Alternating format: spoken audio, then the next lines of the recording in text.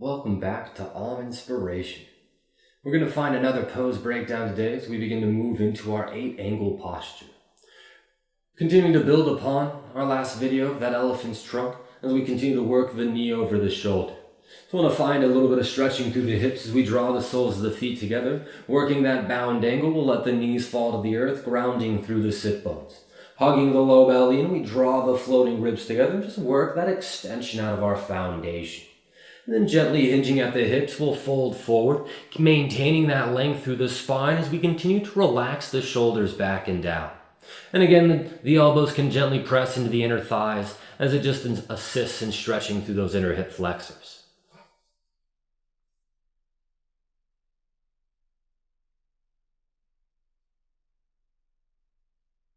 And then we'll reach the chest forward and up, the shoulders back up and over the hips.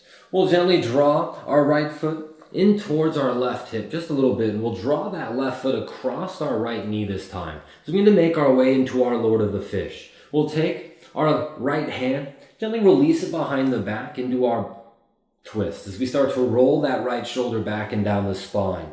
We want to notice that we keep that length across the collarbones as we start to work that left arm either to the top of our right knee or to the outside of it.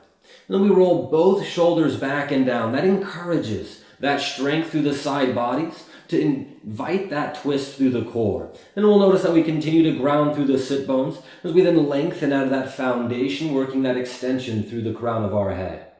And then gently relaxing that twist back to our midline, we'll invite our way to the opposite side. So we'll just relax that right foot down to the earth as we draw it up towards our left hip. We'll take that left foot to the outside of our right knee, drawing that knee up into the chest. We'll roll our left shoulder back and down to ground that left hand upon the earth. Now we'll take our right hand either to the top of our knee, maybe to the outside of the knee. We'll roll the shoulders back and down. Notice how we invite that gentle stretch for that piriformis muscle grouping. The hug of our low belly maintains the length through the spine as we relax the shoulders back and down. And an exhale, gently release this twist back to our midline. We'll find our way into our fire log posture as we just draw that left foot, that right foot, nice and parallel to the front of our mat. We'll draw the ankle of our left foot to the top of our right knee and let that right knee begin to fall down towards the foot. Now, it doesn't have to make it there. Now, if that's super uncomfortable, you can take that left foot and gently place it in front of our right knee and notice how we get nearly that same posture. It just starts to work that stretch for those piriformis. We can hug the low belly in and find a gentle fold forward as we encourage that length through the spine. Now, we don't have to hinge all the way down to the ground. The goal isn't to reach the ground anyways. The goal is to stretch. We want to find that availability that exists within our body. And then we'll gently work the shoulders back up and over the hips. We'll step the feet out just so we can swap sides, drawing that left foot across that right ankle to the top of our left knee. Maybe that right knee gently begins to release down towards that left foot. Maybe you can make contact and that's where we stay in our posture. Maybe we want to release that right foot in front of our left knee and find that very similar posture here. We hug the low belly and we lift out of that foundation, hinging at the hips. We lengthen through the spine. And we just find that availability of that stretch through those piriformis muscle grouping. And we want to keep it about even from the opposite side, so we'll start to reach those shoulders back up and over the hips as we begin to find that we'll draw that right leg up our right arm, getting it up onto that tricep and then maybe up onto that shoulder. We're going to take that right hand and ground it to the earth right alongside the pelvis. Now we're going to hug the low belly and we're going to extend that left foot out in front of us. Take that left foot to the top of our right ankle. We're going to find that we can cross those feet on top of each other. We're going to hug the low belly and we're going to start to shift that shoulder weight forward and reach through your feet. That reach through the feet begins to draw the legs together so that we use that core strength to lift up onto our arms. So we can find that strength into that foundation. Maybe the elbows are nice and bent to that 90 degree. Maybe we want to find that work into that extended posture as we continue to work that length out of that foundation. Now gently we can bend the knees and release those sit bones back down to the earth. Moving into that opposite side, we'll just ground the feet gently and find that we start to work that left arm up under that left leg. Seeing if you can get up to the tricep, maybe up onto the shoulder. Now we work that left foot off the earth. We'll find that left hand grounds alongside the hip. That right foot begins to lift. Maybe we'll draw that right foot across the ankle. We'll ground through those hands just about shoulder distance apart. Reach that body weight forward and extend through the legs. Hug the low belly in as we lift out of that foundation. Maybe it's a reach of the chest forward as we find that 90-degree bend at the elbows.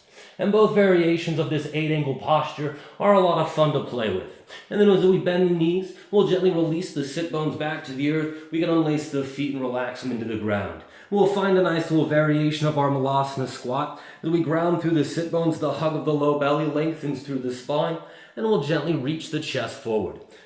Maybe the upper arms come to the tops of the knees, the front of the knees, the shins. We'll work the thumbs into the heart center, and we'll just relax over this foundation.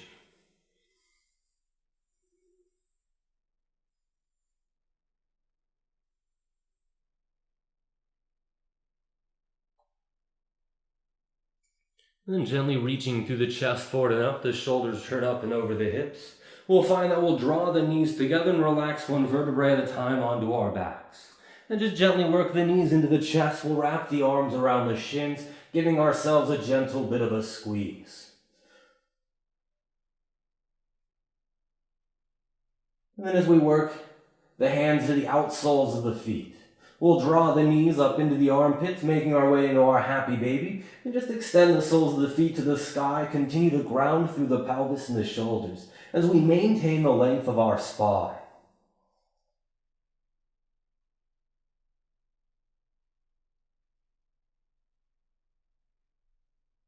Drawing the knees and the feet back together, we'll wrap the arms around the shins for another Apanasana. As we then release the soles of the feet together, the knees can gently fall apart as we ground through the pelvis and the shoulders. Making our way to our nice reclined bound angle, and we'll just find a few moments here, just allowing ourselves to relax into our mats.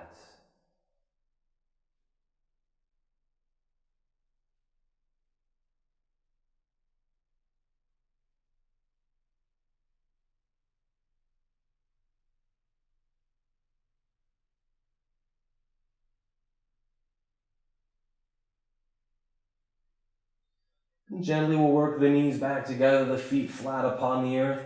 Just gently draw the knees into the chest. We'll rock our way up onto our sit bones and gently find ourselves in a comfortable seated position. And I want to thank you for the effort that you put into your practice so that you can grow in progress. And Namaste, yogis.